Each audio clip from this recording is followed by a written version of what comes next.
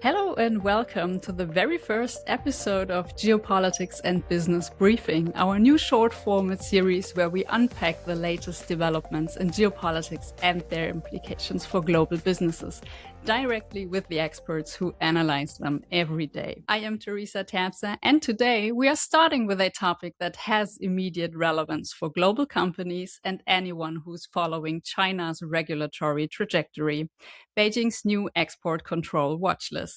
To guide us through what happened and why it matters, I am joined by my colleague Leonhard Xu, who monitors trade and geopolitical dynamics across China, the US, and the EU. Leo, it's great to have you with us today. Great to be here. Thanks for having me.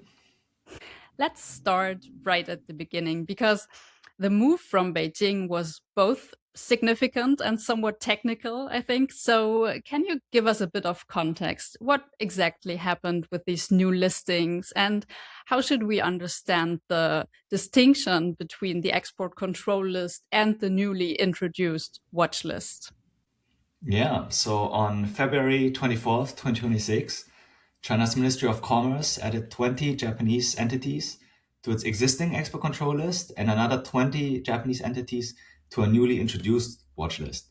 The new watch list is the latest addition to China's expanding economic toolkit and comes against the backdrop of its current geopolitical dispute with Japan. The 20 entities added to the export control list are mainly defense-related subsidiaries of major industrial groups, including units such as Mitsubishi Heavy Industries Shipbuilding. By contrast, the additions to the new watch list are broader. It includes a wider set of firms and institutions, including some largely civilian businesses, and in some cases, it lists entire corporate groups such as Subaru and TDK. The main difference between the two lists is the level of restriction. Entities on the export control list are effectively cut off from receiving dual use items from China. It also has an extraterritorial component, which prohibits the re export of Chinese origin dual use items to listed entities.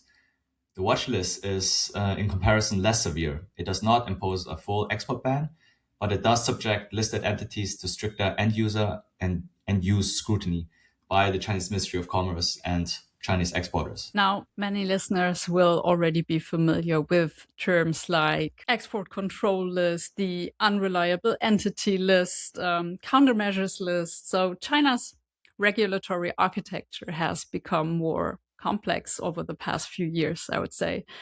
Leo, where does this new watch list fit in? Is this essentially a new instrument in China's export control toolkit? And what practical restrictions does it create for affected companies?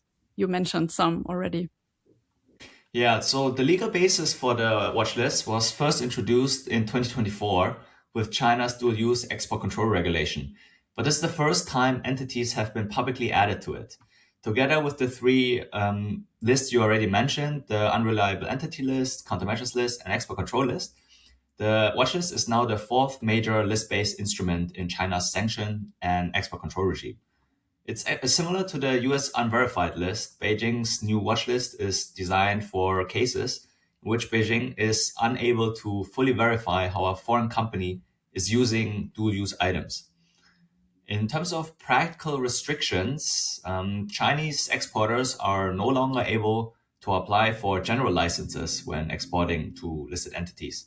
However, exporters can still apply for single licenses, but they must submit first a risk assessment report on listed entities, and second, also provide a written commitment that the dual use items which are being exported will not be used for any purposes that would enhance Japan's military strength.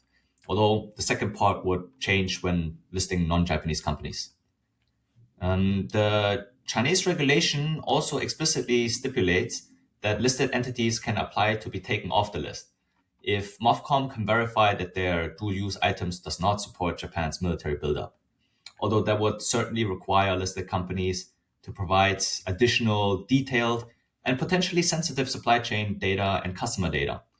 It will be interesting to see whether Chinese suppliers may choose to delay or even suspend shipments preemptively to avoid regulatory risks from the Chinese government. This is especially relevant for companies with substantial operations inside China, such as TDK.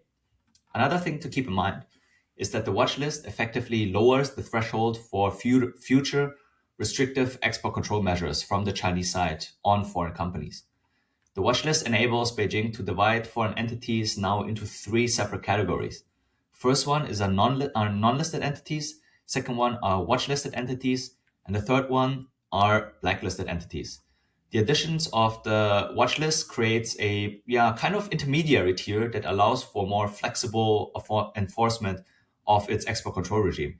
It allows Beijing to increase pressure on foreign companies and governments without immediately imposing a full cutoff of exports, while at the same time, it also provides room for further escalation or potential even de-escalation, either by moving up companies onto the export control list or moving it down by delisting the company.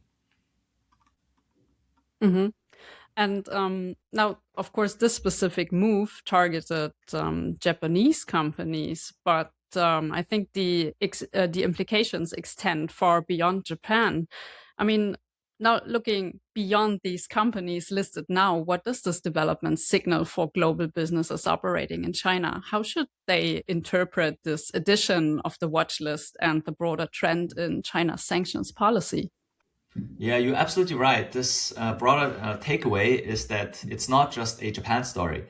It signals that China's sanctions and export control regime is becoming increasingly flexible, broader in scope, and increasingly willing to target non-US entities in geopolitical disputes. Before mid-2025, Chinese blacklist designations were directed exclusively at US companies, mainly in the defense sector. By February 2026, however, non-US entities accounted for more than 23% of all active blacklisted targets. That's a meaningful shift, and it suggests that foreign companies and their suppliers outside of the US can no longer assume that they are being exempt from China's list-based geoeconomic measures. Instead, they're also facing now increasing risks to be listed in future geopolitical disputes between China and their host countries, which consequently raises the risk of international companies not receiving or facing delays in receiving critical inputs from Chinese suppliers. Wow. That was some interesting insights. Thank you so much for breaking this down for us so clearly.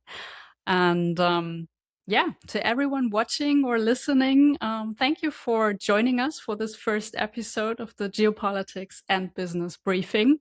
If you would like to dive deeper into this topic or also explore the wider geopolitical developments shaping business risk, you can find the full analysis and so much more on Geolytics Hub, our 24/7 access point for geopolitical intelligence. You got any feedback or topics you want us to unpack? Drop us a note at podcast@geo-lytics.com. Thanks again, and we look forward to having you with us next time in the briefing room.